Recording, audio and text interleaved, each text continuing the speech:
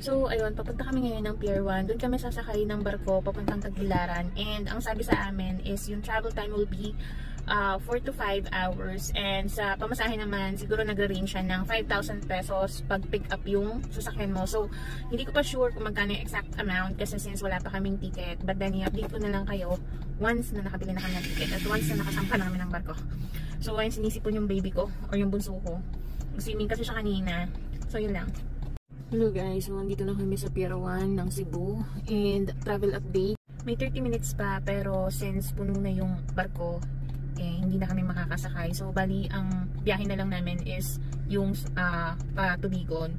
So bali fast craft siya pero mas mura and nagre-range siya or ang price niya is 4,190 kasama na yung driver plus the passenger 250, unlike sa papuntang Tagbilaran kasi ang price niya is 5,500 kasama na rin naman yung driver pero syempre may kasama akong passenger so mag-additional pa ako. So mas mura si Fast Craft and siguro makakarating kami roon mga 1 hour and 30 minutes lang, unlike kapag Tagbilaran yung sinakyan namin na light shipping kasi kagaya nga nasabi ko, ang sabi sa amin or ang advice sa amin is 4 to 5 hours yung travel time.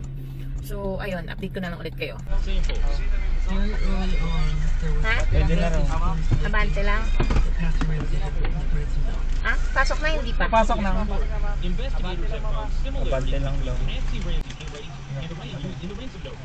These 4 experts, and 2 of them from the Secret Service, looked at the handwriting and said, Patsy Ramsey did not write the note. He was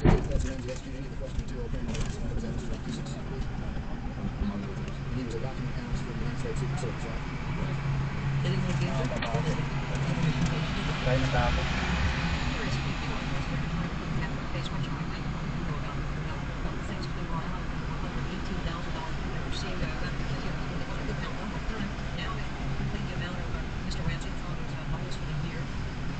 The amount of the ransom was $118,000.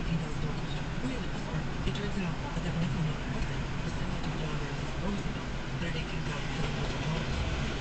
Immediately, putting these numbers with the impression of they were perfect.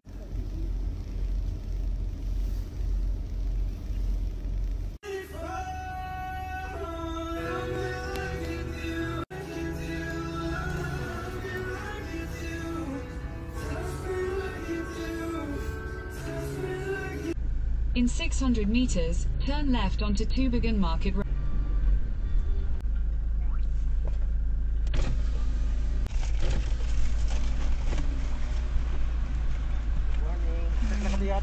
Sige po.